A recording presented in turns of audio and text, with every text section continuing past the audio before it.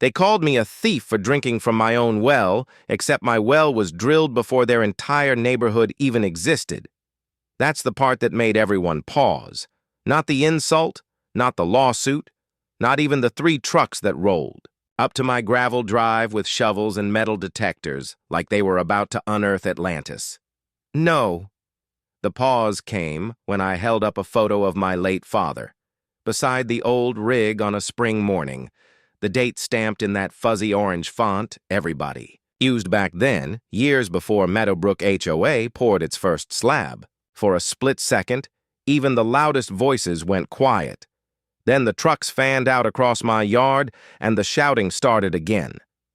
By noon, the rumor machine had already chewed my name down to the bones.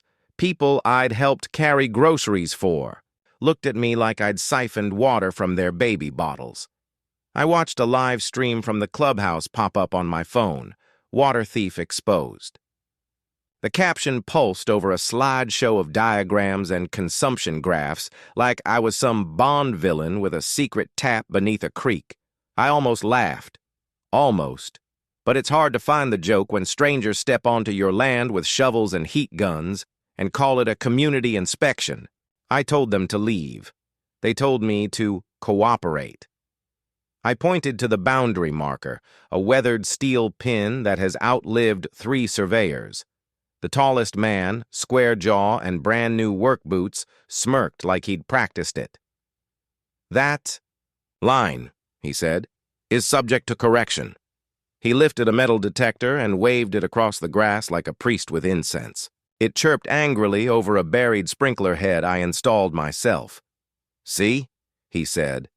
And one of the HOA board members wrote something down on a clipboard with furious confidence, the kind that never pauses to learn how sprinklers work.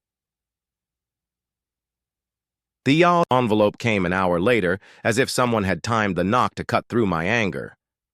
"Service of process," the man said, apologetic like he was delivering weather.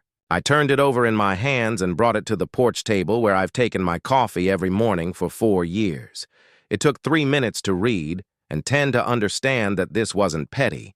The Meadowbrook Homeowners Association, through its president, Paige Whitman, claimed I had been tapping their water line for 5 years, siphoning thousands of gallons, costing every home an extra $12 a month. They wanted $18,000, attorney's fees, and access to dig up illegal connections across my lawn. The diagrams looked official enough to fool anyone who'd never turned a wrench. The signatures were crisp. The stamps were blue. The lie was layered. I felt that tiny slide inside my chest, the one that comes when you realize you are the only sane person in a very loud room. My name is Adam Wright, 36, financial advisor. Numbers are my map. Paperwork is my weather. I bought this property precisely because it sits 300 yards beyond their jurisdiction. I live on well and septic free of their architectural committee and color palettes and their little wars about mailbox height. I paid extra to be left alone. That was the point. And now the point was being buried under someone else's story. I should have called David, my closing attorney. He would have told me what to sign, where to file, who to CC. But David was neck-deep in a merger that would keep him under for 2 weeks, and the lawsuit demanded a response in 10 days. 10. As if facts could be rushed. As if things that are true don't take their time to reveal themselves. I looked at the county well permit framed in my home office. I looked at the original inspection report. I looked at the stack of $0 municipal water bills I've received every quarter, because the county still sends them to everyone, even those of us who opted out. The truth was tidy. Their lie was loud. By late afternoon, the first wave hit flyers. They appeared on mailboxes and car windshields like pollen-cheap prints accusing me of stealing from hard-working families. On mine, they used a grainy zoom of me carrying a 5-gallon bucket across my yard with the headline, "Water Thief Finally Caught." Underneath were bullet points about decoy wells and underground tunnels, like they were writing for a Paranoid magazine. I stood by my fence and watched as a passerby snapped a photo and shook his head in disgust without bothering to read the fine print. This is how reputations die.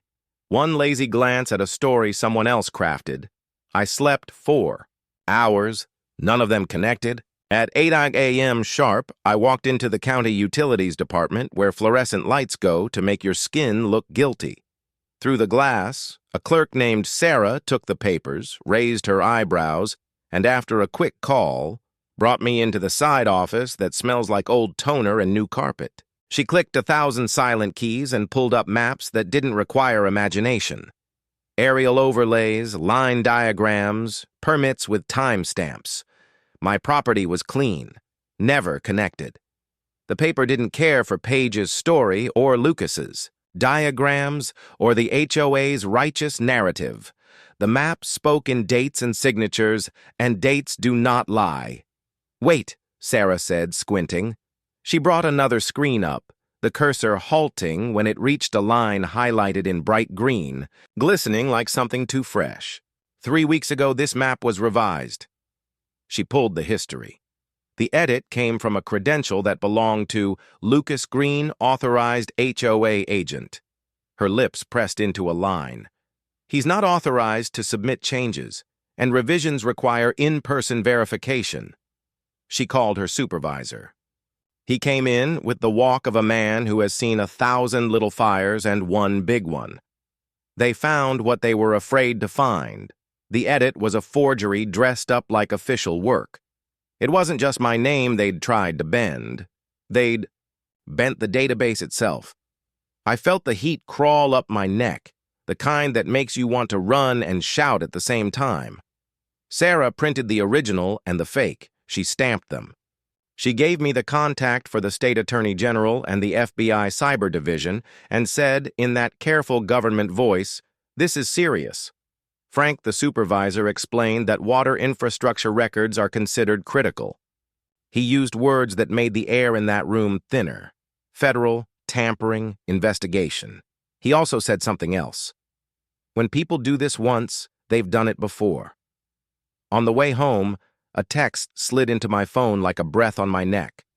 A photo of me entering the county building, time-stamped, shot from across the street with a lens that knows how to count pores.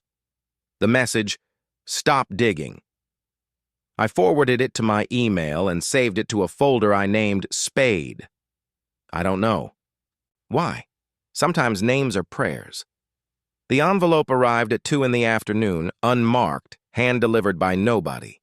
Inside were 3 photographs shot at night. Lucas and 2 men in utility coveralls, faces clear, badge lanyards swinging burying bright white PVC behind Maple Drive. In one shot, Lucas's shoe heel had sunk into soft dirt, leaving a clean imprint. In another, an unconnected pressure gauge lay like a prop dropped from a stagehand's grip. The third showed a rental sticker half peeled from a trenching tool, Morrison Tools. Somebody wanted me to see. I borrowed my neighbor Jim's metal detector. Jim asked too many questions. His eyes were wary, the way decent people's eyes get when mobs march by their door. I told him the short version and returned his questions with a promise I couldn't keep. It'll blow over. It didn't feel like anything that would pass. It felt like weather that settles in until it becomes climate. At the Maple Drive site, the detector whined over planted hardware that didn't connect to anything. I recorded video, measured, logged coordinates. Paige called while I was kneeling, in the dirt. Her tone had the gloss of a woman used to getting what she wants in rooms full of chairs. "You're trespassing on community infrastructure," she said, the phrase rolling off her tongue like it loved itself. Behind her, I could hear Lucas's whisper hiss, the sound of a small plan getting smaller. "Back away," she added, "or you'll be charged with tampering." I remember looking at the end of the pipe, packed with dirt and capped with nothing, and laughing. She didn't like that sound. The truck arrived while she was still on the line, the kind with a vinyl decal that looks right from 30 feet. 3 men. The coveralls were similar but not the same. The badges were lamination and hope. Meadowbrook Utility Services, the driver said, stepping down like he thought the ground might bow. We need to secure this site. I asked for permits. He handed me a form with a stamp that looked drunk. I called Sarah. She answered on the first ring and confirmed what we both knew. No such vendor exists. When I raised my phone to take a picture, the driver's jaw clenched. He stepped too close. I got his plate and the serial number off the gauge before they backed off and drove away, the decal peeling at the corner in the sun. At Morrison Tools, a manager named Carol recognized Lucas's name before I finished my sentence. We flagged. That card, she said. Didn't feel right. She pulled up rental logs with dates that harmonized too neatly with the HOA's accusations. Every time they accused a homeowner of theft, tools went out in the night. Every time a neighbor paid a settlement, the tools came back. It was business. It was a system. The HOA meeting that night wasn't a meeting. It was a performance, with props. Paige had slides and handouts and a laser pointer that made the wall blink with neat lines. She spoke in the measured cadence of someone who has practiced her care. We're here to protect this community, she said. The crowd nodded, a sea of heads bobbing to the rhythm of their own fear. She pointed to a diagram of my yard that made it look like a squid had crawled out of the creek and wrapped its arms around my crawl space. People whispered. A woman near the front raised her phone for a live stream, and the comments began to bloom, each one a little seed that might find soil. I didn't plan to speak, but there's a particular humiliation that comes when your name is used like a slur in a room you paid to avoid. I stood. My name is Adam Wright, I said, and the murmur pitched up into something jagged. I lifted the stamped county maps, old and new. I explained the edit, the credentials, the forgery. Paige smiled. It was a smile that said I was precious. Lucas handed her another slide. Decoy wells are common, she read. Thieves create elaborate disguises. My hands shook, not with fear, with the ridiculousness of arguing the shape of a circle. I have my father's photo by the rig, I said, hearing my voice soften without my permission. The date is on the print. Someone snorted and the crowd pressed closer to Paige. After, in the parking lot, Lucas's manager voice lowered to a friendly register. We can sort this quietly, he said, eyes small and thoughtful. A payment plan. No need to drag this through the courts.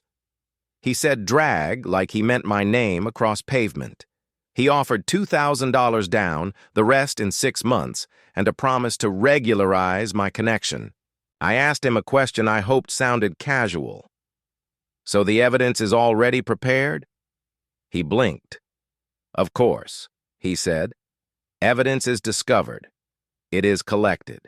It is found, gathered, preserved. It is not prepared. That word was a loose thread. I put it in my pocket. The courthouse on day one was marble and echoes and the small scrape of leather soles. We stood beneath a seal while the bailiff's voice made the room taller. Judge Mason had the face of a man who has seen both lies and the reasons behind them.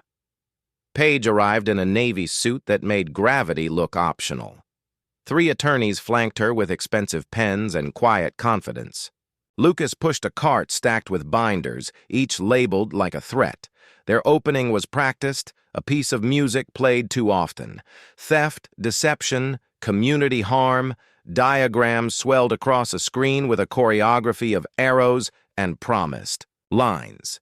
For 5 minutes, I hated the color blue because their stamps were so crisp. Then it was my turn with my manila folder and my voice. I started with the county, the original map, the revision, the credential that didn't belong to Lucas but wore his name like a stolen jacket.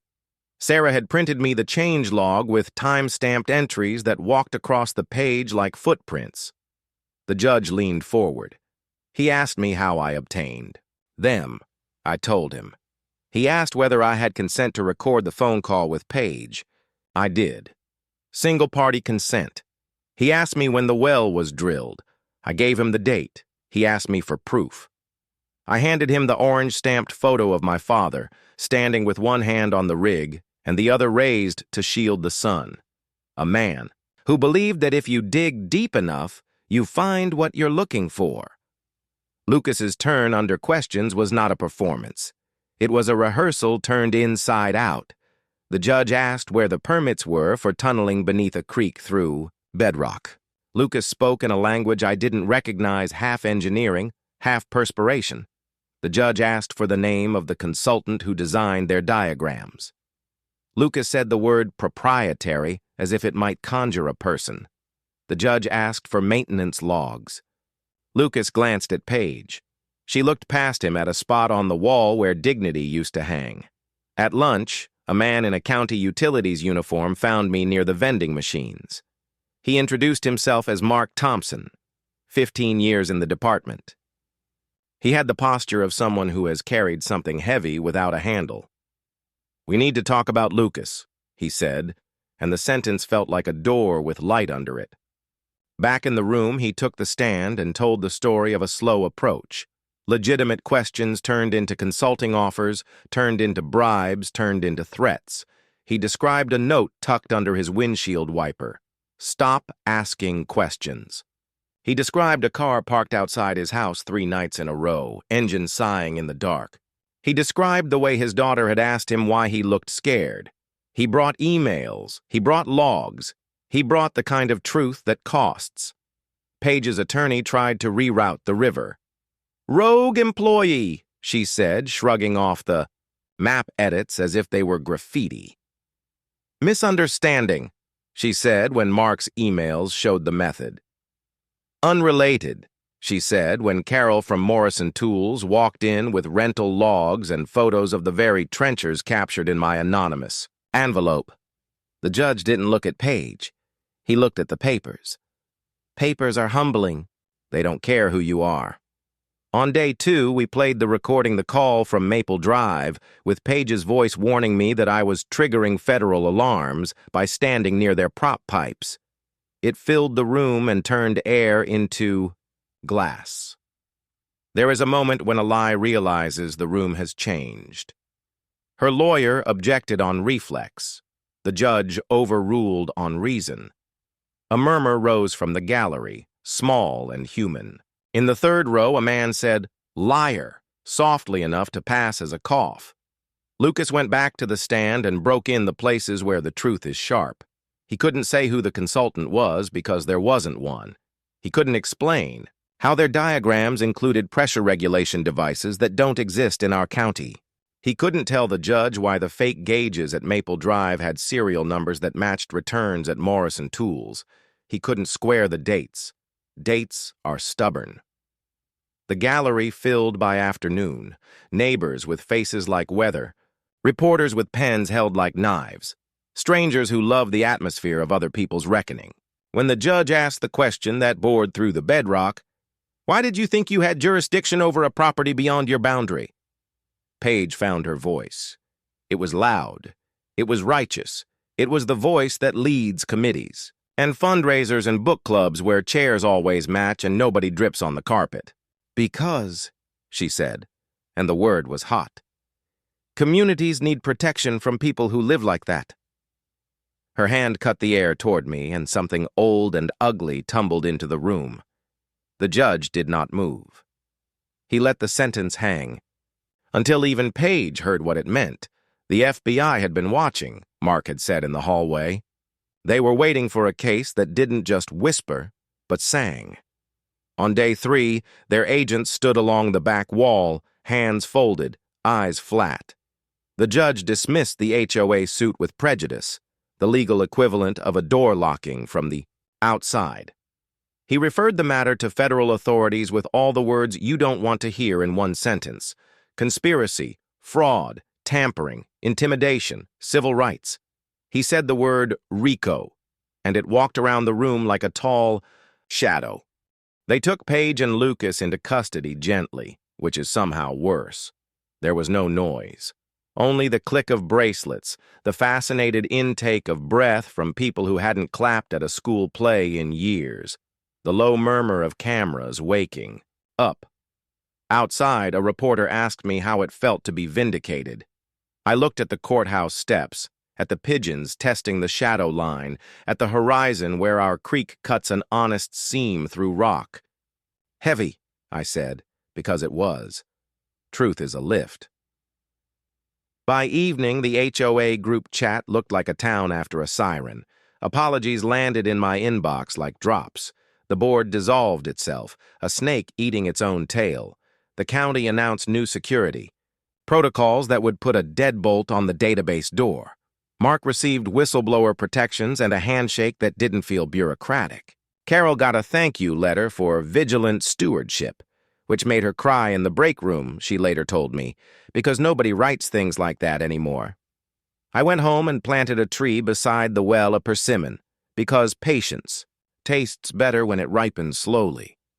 I stacked 3 flat stones around the casing and pressed my palm to the cool metal the way a person says grace. The next morning, I drank my coffee and watched light move across the yard where their boots had turned the grass mean. Jim wandered over, hat in his hands, mouth heavy with complicated words. He told me he'd believed them. He said it the way a man confesses at church. I told him it's easy to believe a story that comes with slides. He helped me set a bench beneath the persimmon, both of us pretending it didn't mean anything to do it together. In the weeks that followed, Meadowbrook changed. Without Paige's surveillance tone humming in their chat threads, people remembered how to speak softly.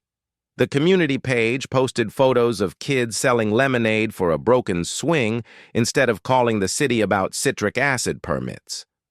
The woman who had live-streamed Water Thief Exposed posted a video of her dog refusing to cross the creek because he didn't like the way the stones wobbled, and everyone laughed in unison. A neighbor left a bag of oranges on my porch with a note, "For your well water, no chlorine." I squeezed one into a glass and held it to the light.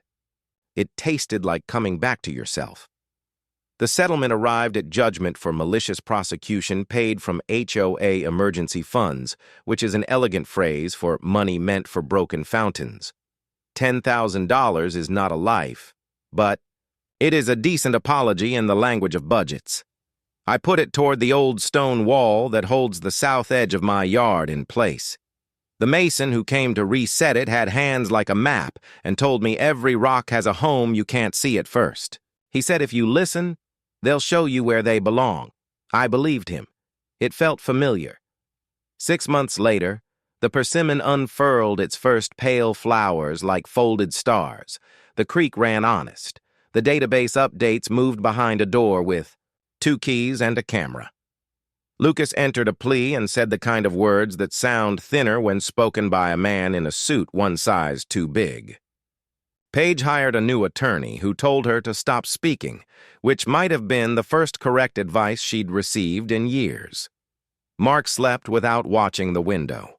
Sarah added a protocol checklist to her team's daily rhythm that could catch edits before they turned into lawsuits.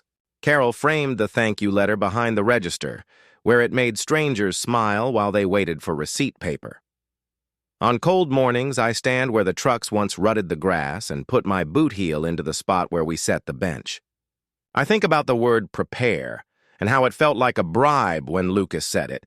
Evidence is not prepared. Truth is not prepared. Truth is kept. It's stacked carefully in folders. It's stamped and dated and filed. It's held in photos with orange numbers in the corner. It's whispered between friends who still believe in the dull power of a notary seal. It's stored in a clerk's careful habit of clicking the right boxes and in a father's hand on a drill rig before a neighborhood existed to lie about it. Sometimes I run into the woman who live-streamed my humiliation. She avoids eye contact and then looks back, as if she wants to say something that won't fit into words. Last week, she didn't look away. "I'm sorry," she said, the kind of apology that costs. I told her I accepted. She asked if the well water really tastes different. "Yes," I said, and handed her a glass. She took a sip. Her eyes widened. "It tastes like metal a little," she said. I nodded. "That's the pipe telling you it's honest." If you've ever been flattened by other people's certainty, you know the feeling when it lifts, air moving into places you forgot were yours. The day I realized I could drink my coffee without checking my perimeter camera first, I went inside and took my father's photo off the office wall. I cleaned the glass. I left the orange date in the corner. I set it on the mantel where I could see it from the porch. Sometimes the past is proof. Sometimes it's just a man at work. There's a question that keeps tapping me on the shoulder when I think about those 3 days. Why do people like Paige fight so hard to make a lie hold? Control? Sure. Property values, maybe. But I think it's quieter than that. I think some people build their sense of safety on straight lines and rules so tight they squeak, and when the world curves a creek bending around a property line, a man living just outside the committee's reach, it scares them. They call that curve theft. They call that curve danger. They call that curve you. When the letters stopped coming and the trucks stopped showing and the jokes in the community page got soft again, I posted a single message. No lecture, no victory lap. Just a photo of the persimmon blossoms and a line. My dad used to say when we hit rock before water, "Keep drilling, you'll find it." The comments were brief and human. A neighbor said she'd like to plant one on her side of the creek. Another said she'd bring pie. So if you're still here, if you made it through the noise and the charts and the marble and the stamps, tell me what you've learned about your own lines. Tell me how you knew when to stand and when to let the current go by. Tell me if you've tasted water that reminded you of something truer than the loudest voice in the room. And if you ever find yourself accused for the way your life curves, around other people's straight edges, do me a favor, dig. Dig until the date shows. Dig until the map agrees with the ground. Dig until the lie gets tired. And then, when the hole is honest, plant something that will outlive the shouting. The courthouse steps still echoed in my ears long after Paige and Lucas had been led away in handcuffs. But victory has a strange way of leaving silence behind. And silence can be dangerous. 3 nights later, that silence was broken by the buzz of a drone hovering just outside my bedroom window. The faint green light blinked across the curtains like a pulse. By the time I rushed out with my phone camera, the machine had vanished into the tree line. The message was clear. Even in custody, their reach stretched farther than I thought. The next morning, a letter appeared under my door with no envelope. Just one line in neat block letters. You can't drown the river. My hand trembled, holding it. Not from fear, but from rage. They had already lost the case. Yet here they were trying to convince me that truth itself was water to be stolen. Diverted. Poisoned. I tucked the note into the same folder that now bulged with evidence. A folder that had become heavier than some people's entire lives. The FBI agents who'd attended the hearing weren't silent anymore. One called me directly, Agents Rebecca White. Her voice was calm, clipped, like someone who had carried lies in her hands long enough to know their weight. "Mr. Wright," she said, "what you uncovered doesn't end with your HOA. We've traced similar forged utility records in 3 other counties. People have been forced into settlements totaling over $120,000. We need your cooperation to connect the dots." I agreed before she finished her sentence. Because this was never just about me anymore. It was about every homeowner who'd been cornered into signing checks under fluorescent lights. That night, the FBI set up a hidden camera on my porch, a tiny eye watching over the persimmon sapling I'd planted. I felt absurdly grateful. The tree had barely 2 leaves clinging to its fragile stem, but it already felt like a witness in this story, like my father standing again, watching quietly. 2. Days later, Rebecca returned with 2 agents and a box of files thicker than the Sunday paper. She spread them across my kitchen table, her finger tapping one after another. Redford HOA, Willow Creek HOA, Alder Pines HOA. Different names, same methods, each with Lucas's signature tucked somewhere in the paperwork, each targeting families who thought they'd escaped HOA control. Do you realize what this means? she asked. I nodded, though the truth was heavier than my nod could carry. This wasn't a rogue board president with delusions of grandeur. This was an industry of fraud, a syndicate almost.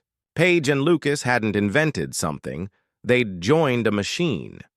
The FBI gave me a burner phone and instructions not to discuss details with anyone. Expect pushback, Rebecca warned. They know you're the first domino. Pushback came faster than I expected. The next evening, while I was on my porch, headlights splashed across my yard. A black SUV idled at the edge of my drive, engine humming like a threat. The windows were tinted too dark to see faces. After 2 full minutes, the SUV rolled back into the road, gravel crunching under its tires like grinding teeth. I logged the plates. The FBI traced them to a rental under a fake company name. 3 days later, Mrs. Patterson, my neighbor who once blamed me for her low water pressure, knocked on my door with tears in her eyes. She held out her phone. "I need you to see this," she said. On her screen was a private HOA group chat where Page's allies were still spreading lies even from behind bars. The posts claimed that I had bribed the FBI, that I was staging evidence, that I was the real criminal, exploiting their community. Some members were calling for protests outside my property. The weight of reputation is heavier than any gavel. Even after vindication, people prefer the story that fits their fears. I decided to attend the next community gathering, uninvited. I walked into the clubhouse alone, folder in hand. Conversations stuttered when they saw me. Some faces turned away. Some stared like I was a circus act. I placed the folder on the podium and flipped it open. "This is federal documentation," I said, holding up Sarah's certified prints of the altered maps. "This is rental proof, tying Lucas directly to fake construction. This is Page's voice on tape admitting coordination." My voice cracked once, but I steadied it. "And this—" I pulled out the anonymous photos of Lucas burying PVC in the dark, is what happens when you try to make lies look like plumbing. The room shifted. You could feel it, like pressure dropping before a storm. Whispers turned into murmurs, murmurs into questions. "How many others?" someone asked. "What about Willow Creek?" asked another. People were beginning to realize the lie wasn't just about me. It was about them. When I left that night, 3 neighbors followed me to my truck. They apologized. Quietly, voices raw. One handed me a folder of her own, letters demanding she pay supplemental landscaping dues under threat of lien. She had paid, terrified of losing her home. I told her to call Rebecca. She hugged me instead. But lies don't go quietly. The very next morning, I found my garden torn up, raised beds ripped apart, fruit trees slashed at the base, and spray painted across the side of my shed in red letters that dripped like blood. "Well, rat." My fists clenched so tight I left half moons in my palms. I called Rebecca.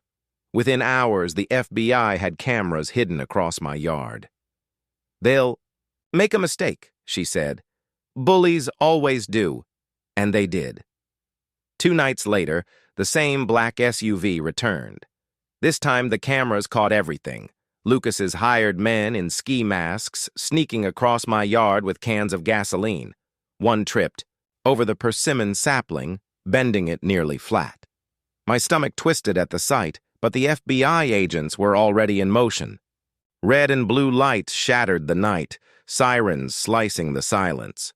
The men froze like animals caught in a spotlight. When Rebecca showed me the footage, she placed a hand on my shoulder. "They wanted to burn you out," she said. "Instead, they burned themselves." News of the attempted arson exploded across local channels. Suddenly, the narrative wasn't about a supposed water thief. It was about a criminal syndicate running out of masks. National reporters descended on Meadowbrook. Cameras pointed not at me, but at the crumbling HOA office. Court Phase 2 began 3 weeks later. This time, it wasn't civil. It was criminal. Paige appeared pale, her once perfect hair dulled by fluorescent jail lights. Lucas, shackled, looked like a man trying to calculate his way out of hell, and the courtroom was filled with families from 3 counties, all carrying folders like mine. One by one, they testified. A retired couple forced to pay $6,000 in retroactive fees. A single mother threatened with foreclosure over fabricated violations.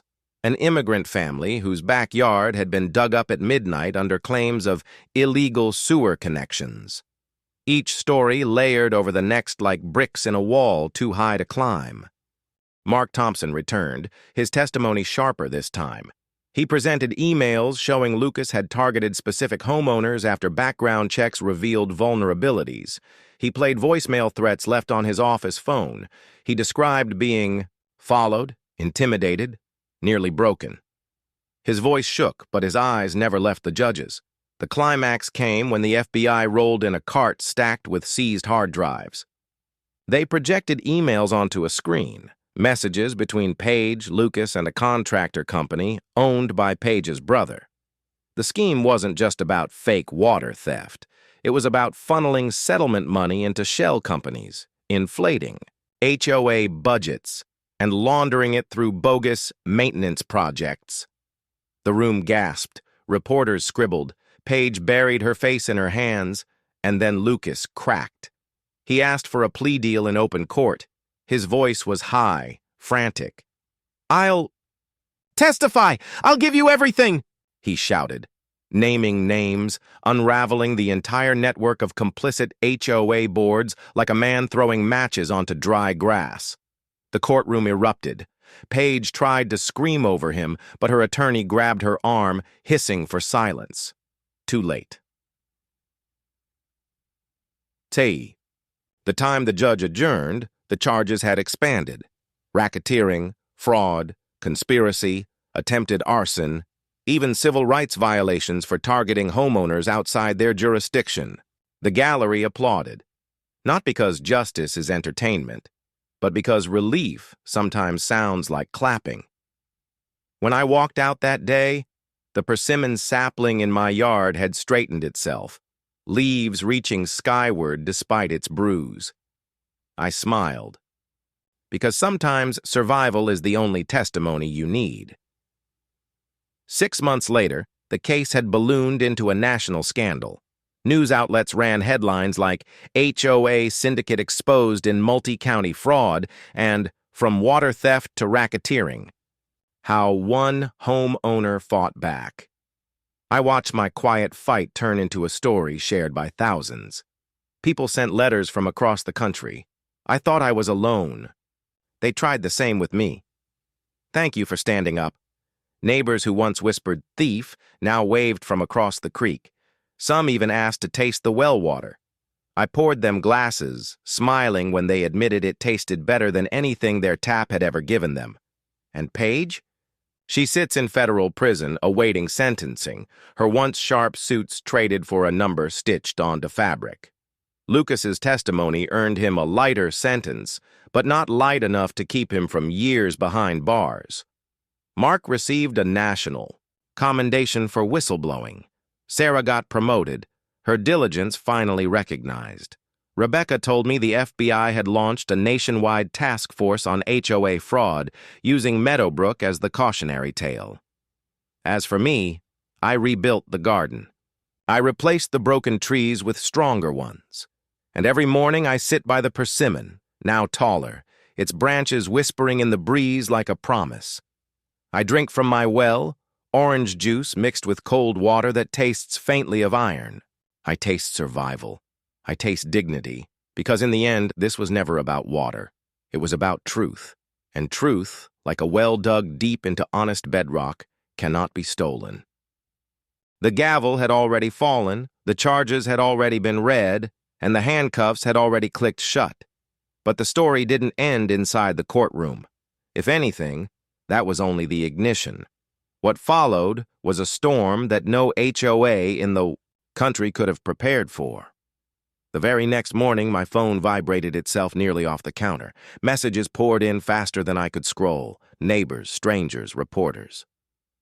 News outlets had already plastered headlines across every screen. HOA syndicate crumbles under federal fraud case. Local homeowner exposes multi-county HOA scam, from water theft accusation to RICO charges. I sat at my kitchen table, staring at the screen while the persimmon sapling outside the window caught the first light of dawn. For months, that tree had been a fragile witness. Now it stood straighter than I'd ever seen it, as if even it knew the ground beneath us had shifted. By noon, 2 satellite vans were parked at the end of my gravel driveway. Reporters leaned over fences, cameras resting on their shoulders like weapons aimed at the truth. "Mr. Wright, can we get a statement?" "Mr. Wright, how did you know to keep fighting?" "Mr. Wright, do you think all HOAs should be investigated?" 4. A man who had once only wanted to be left alone. It was suffocating. I turned them away, every last one. Not because I didn't have words, but because I wanted my words to last longer than a soundbite.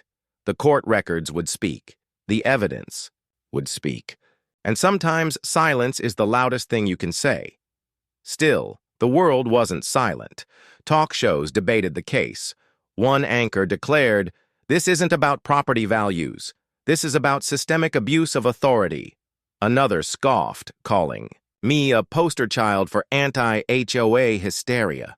My name turned into hashtags I never asked for. My face flashed across screens where strangers decided who I was without ever tasting the water from my well. Neighbors started coming by people who had once crossed the street to avoid me.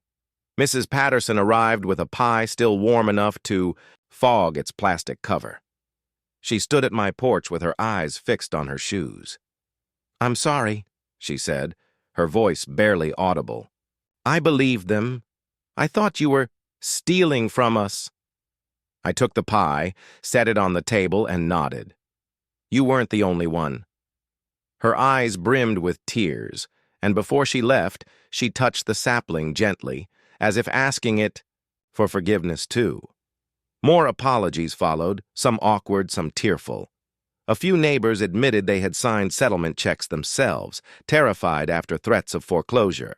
The FBI confirmed their names matched victims in other counties. I wasn't just vindicated, I was one of many, a piece of something bigger, but not everyone apologized. Some still whispered. Old loyalties die slow, especially when built on fear. A man named Rodriguez, who had once accused me of lowering his water pressure, muttered that the FBI was exaggerating, that Page was only trying to protect the community.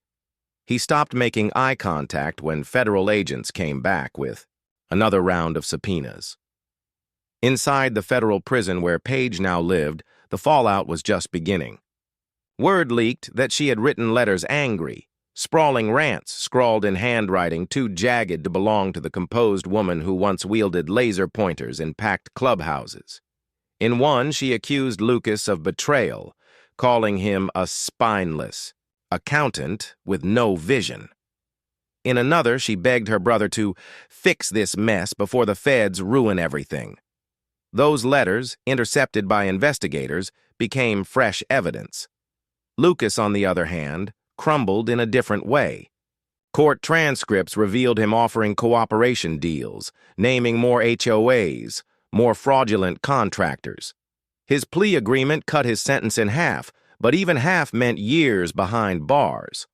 When asked why he'd done it, his answer was chillingly simple: because it worked. The contractor brother wasn't spared either. The FBI raided his offices, uncovering shell corporations, inflated invoices, and paper trails that stretched into 7 states. His arrest marked the case's expansion into one of the largest HOA fraud investigations in recent memory. Page had once strutted around as if she controlled the narrative. Now she couldn't even control the ink in her pen. Meanwhile, Meadowbrook itself was collapsing from within. With its board dissolved and its president disgraced, residents faced a choice: rebuild or release. They voted, this time fairly, transparently, with actual ballots instead of whispered decrees. By a staggering majority, they chose dissolution. The Meadowbrook HOA, once a name spoken with authority, was gone. But a vacuum doesn't stay empty for long. For the first time in years, neighbors organized voluntarily. No fines, no threats, no bylaws weaponized into shackles. They painted mailboxes because they wanted to, not because someone measured the shade of paint with a swatch. They fixed sidewalks by pooling donations instead of filing violation slips, and on the very first weekend they came to me. "We want to build something by the creek," a young couple said, their children clinging shyly to their hands, "something everyone can use." I nodded, unsure where this was going. "A bench," the woman added, smiling at the sapling, "beside your tree, a place where people can sit, a place that's ours." And so it happened. Within a week, neighbors, who once doubted me, carried lumber across the creek, hammering together a sturdy bench beneath the growing persimmon. Children painted their handprints on its backrest. An elderly man etched the words, "Truth flows deeper." It wasn't just a bench. It was a monument not to me, but to survival. The media loved it. Photographs of families gathered by the sapling ran alongside headlines about community reborn. A columnist wrote, "What began as a battle over water ended as a lesson in dignity." For me, dignity tasted like iron-rich water in the morning, poured over ice cubes that cracked softly in the glass. Every sip reminded me that truth, though buried, always finds its way back to the surface. 6 months turned into a year. Page was sentenced to 22 years in federal prison. Lucas received 11, the contractor brother 15. Several accomplices cut. Deals, their names fading into case files that would sit in archives as warnings to anyone who thought deception could be built like a pipeline through bedrock. Mark Thompson, the whistleblower, stood on a national stage to accept a federal commendation. His hands shook as he held the plaque, but his voice was steady when he said, "This isn't about me. It's about remembering that honesty has to be maintained like infrastructure, checked, repaired, protected." Sarah Mitchell became head. Of her department, her vigilance finally recognized.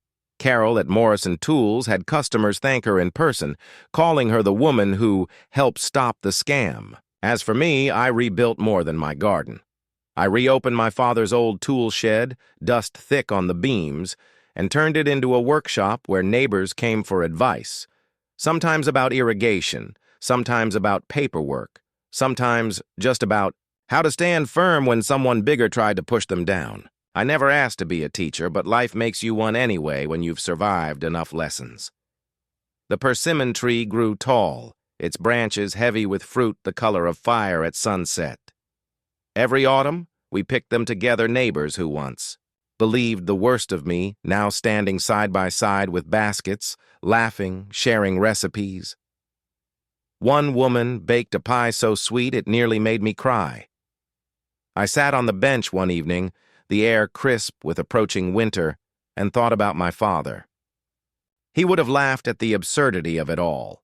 He'd have said, "Funny how people try to control water when it's the one thing that always finds its way." He was right. The truth had found its way through lies, through lawsuits, through the shouts of mobs and the silence of doubt. And now it flowed freely again, cold and clean from a well drilled by honest hands. So if you're still here, listening, remember this: lies can flood a room, but floods recede. What endures is the bedrock beneath.